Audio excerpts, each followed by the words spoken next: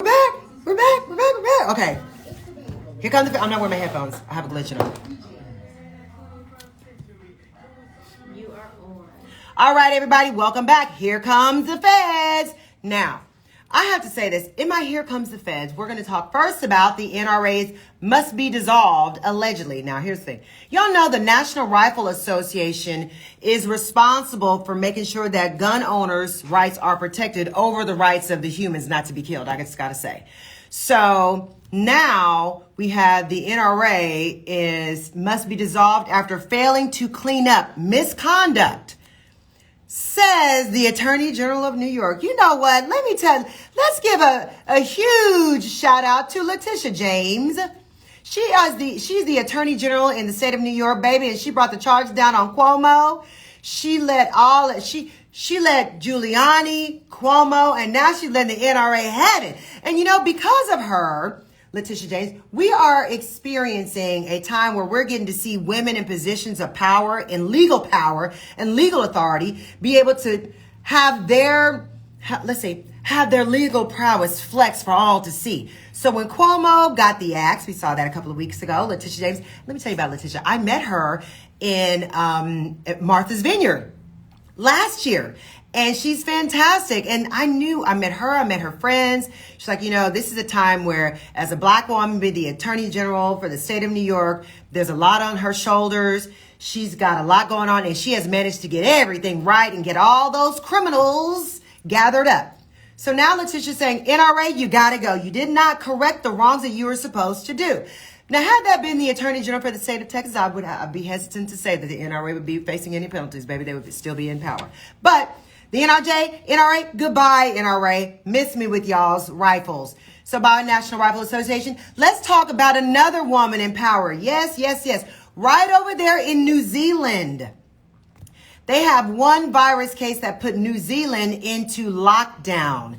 The president, the prime minister of New Zealand is a woman. And she said, you know what? We're not going to have this run rampant around my country. I'm locking it all down. So New Zealand is the first country to go into lockdown after seeing what has happened with the coronavirus pandemic and the Delta variant. And another little bitty squeaky tea. The Fox News, my former station that I was on, you know, I love Fox. However, Fox News was being sued by what's the name of the voting machine company? And now they were asking it was Smartmatic. It was the election lawsuit. Now, there was a couple of different vendors that had voting machines across the country for the presidential election. But Smartmatic is one of the companies that sued Fox News for $2.7 billion. Yes. So Bloomberg News reports that Fox News asked the judge to toss it out. Well, I guess the judge said, I don't think so. Play ball. That's what I like to see. I like to see it all play out in the courts. Now, more exciting, I had to go ahead and tell you a little bit about the tea because I need to make sure you all understand what's going on with the election. But let me tell you something you just can't make this stuff up. Now, normally I give you something crazy town, but this is even crazier. There was a mass alcohol. No, I'm not going to say it like that. I'm going to tell you the way that will give you a teasing. There was a lady who's 62 years old who said, you know, sometimes we're at our home bar. We make our own drinks. We make our cocktails. We got our nice concoctions. We try to put a little of this, a little of that, a little of this. Sometimes we try to make it stronger, slip in some things like from college, a little bit of Everclear, give you a little bit of a twang, make you feel more up. Well, a lady did that and made a homemade alcohol cocktail in Kaunas, Lithuania. Y'all need to hear this. The reason I'm telling you, see, I find my stories from all over. Right over there in Lithuania. I don't even know where that is on the globe, but I know this lady in Kaunas, Lithuania made a cocktail, baby, and handed it out at her party, and 16 people died. Yes. So when you're going to the house parties and somebody's back there making drinks, make sure you get yourself out of the liquor bottle. Make sure the mix comes out of the bottle. You might want to be very wary because it says since the beginning of this month of August, 16 people, men and women between the ages of 30 and 60 all died after tasting this cocktail alcohol that this lady made. I'm sorry, she's 63 years old. They've charged her with negligent deprivation of life, which is what they charge for over in Lithuania. It would just been straight up murder here. But currently they're carrying out 17 pretrial investigation, including 16 on the cause of death and another one for the negligent deprivation of life. Now, there was another person who was suspected of illegally distributing the cocktail. And guess what? The Lithuanian feds were on their way to his house to arrest him. And what happened? Boom! When they broke into his house, baby, he was dead with the drink on the side of the table. He drank some of the cocktail and he died from it too. So apparently he didn't even realize that the alcohol was laced with ethanol. Yes, alcohol had ethanol, which is usually not severe. But however, ethylene glycol and methanol poisoning can be fatal. This woman, let me give you her background. You know, she was a shady from the past. You got to make sure you know whose house parties you're going to. Every house you go to, you shouldn't be drinking at. You know, when I was going out, when I was in my 20s and in college, my mom and dad always said, anytime you go out, if you're at a bar, if you have a drink, make sure you watch your drink at all times. Number one, Bill Cosby could be next to you. And number two, this lady from Lithuania could be sitting next to you.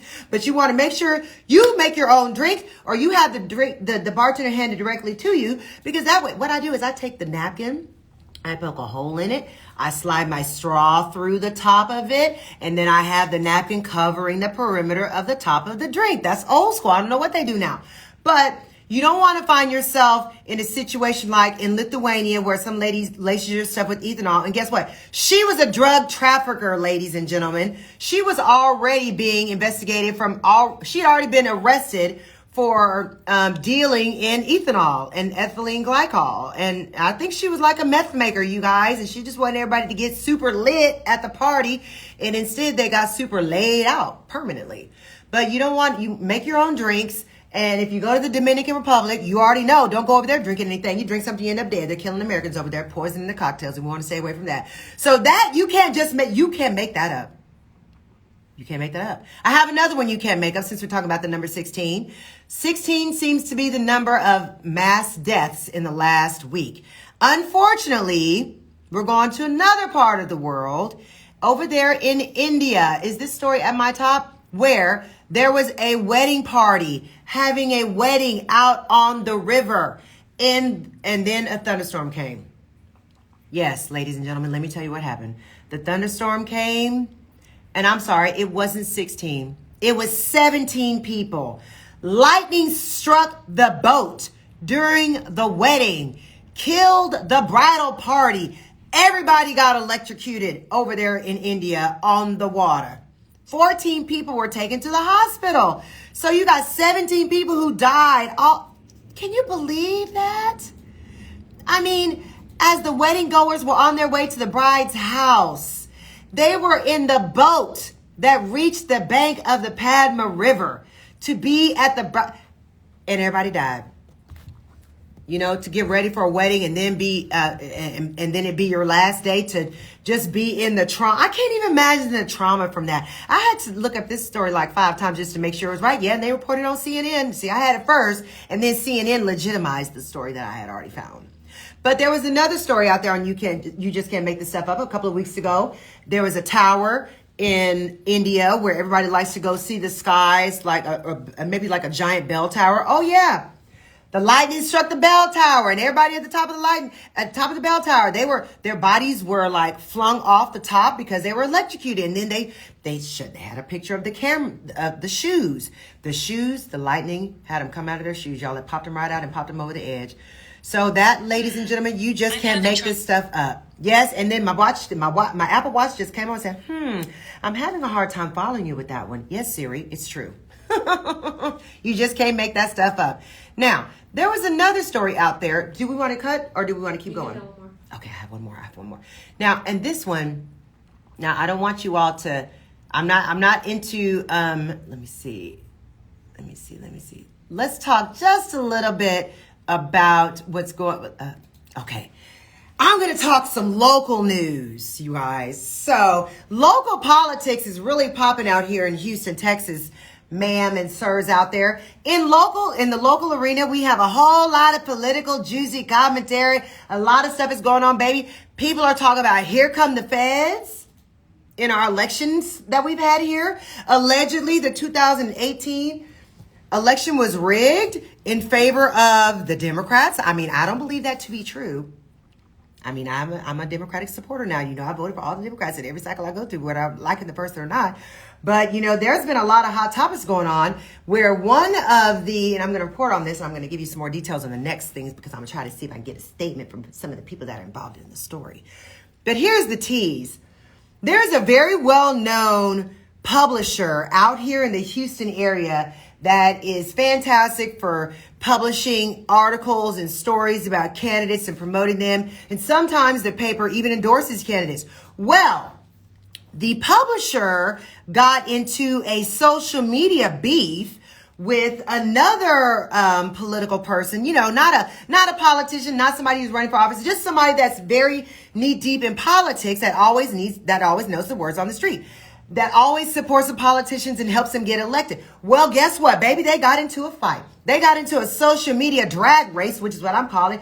They were dragging each other. They were talking about each other's children, putting pictures of each other's kids up on the social media platforms, on the Instagram, on the Twitter, and on the Facebook, talking about each other, putting each other's court records and divorce records. And it's a whole lot of mucky and mess going on out here. So, well, now it's reached epic proportions and gone into a legal battle. Yes, it is. It's a legal battle, y'all, playing out in Harris County courts, where the publisher is being sued by the person who's in politics. And, they had a couple of hearings. They've had restraining orders, all kind of mucky-muck. And that's exactly the kind of local tea that I'm going to give you. And you can't just make this stuff up and here come the feds. Or in this case, it's not really here come the feds, it's here comes the law, because the law is about to tag somebody in their butt. Now, where does freedom of speech stop and a person's personal rights begin? There has to be a midpoint to where you can say certain things. Like, I feel like you can dog somebody out if you want to, if it's true, if it's alleged, if there's paperwork. You just run the risk of them suing you. Everybody gets sued for everything. Everybody's suing everybody for everything. But in this particular instance, you have a newspaper publisher being sued by somebody else who's I don't know if the person who's suing is a public figure or not, but I think the person is a public figure.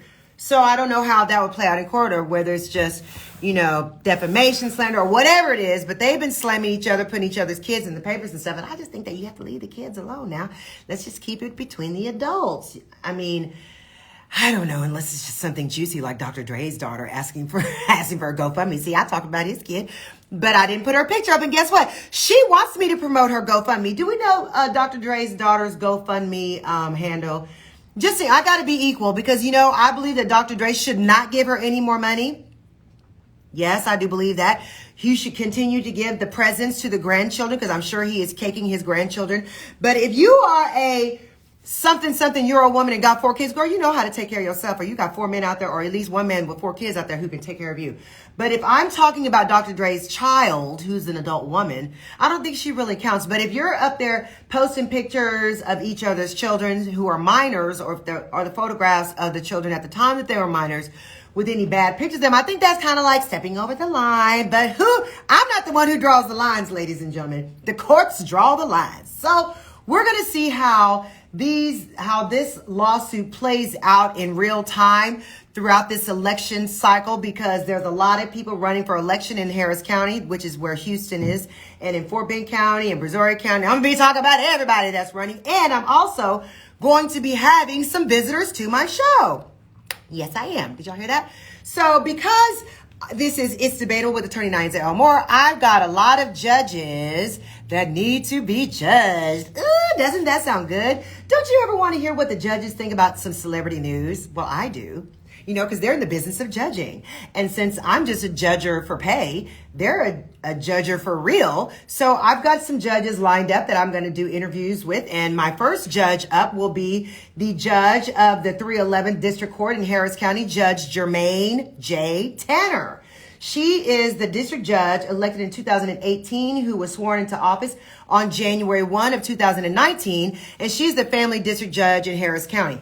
And there's also, I'm going to follow up Judge Tanner, and I'm going to then have Judge Sandra Peak, who is also a district judge in Harris County, who was elected November 2018, and was sworn into office January 2019. She's also a family courts judge in Harris County. Now, they see a whole lot of stuff when they are in their courtrooms. We're not going to talk about what they see in their courtrooms because that would probably get them in trouble. We're going to talk about some of the things that have been going on in celebrity news, in celebrity court battles, and I want to get the family law judge's perspective. I will also have some people from the district attorney's office come and talk to us about some of these criminal matters that have been going on. So I'm going to be asking to have a district attorney, Brian Middleton, out there from Fort Bend. And Brian Middleton is the first Black DA elected to Fort Bend County. Round of applause for Brian Middleton. And also, I forgot to put in this shameless plug. Judge Sandra Peak and Judge Jermaine J. Tanner are also the first Black judges elected to be district judges in Harris County to the 311th and the 257th courts. So my first two guests are two Black Girl Magic judges, and then after that, we're going to round them out with some more judges.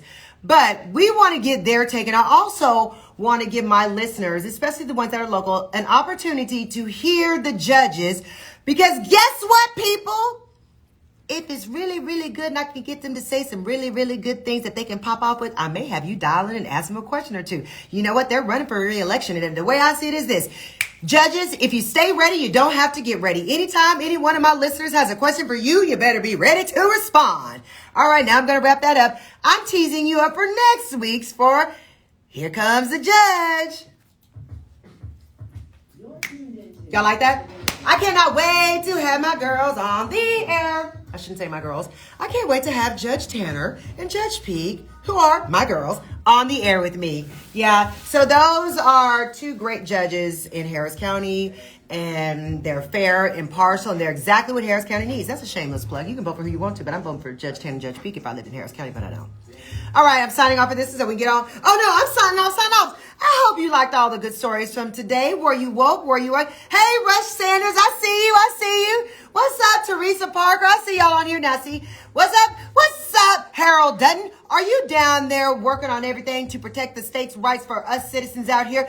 You know what, Dutton, I need to have you on the air. I got to have you on the air, Harold Dutton. I got to have you.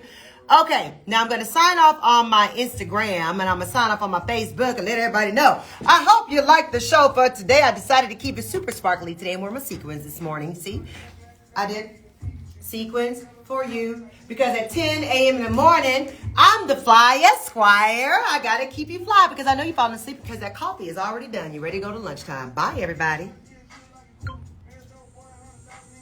Here you go. Do your magic. Now we got to go. You work on this. I'm taking down everything.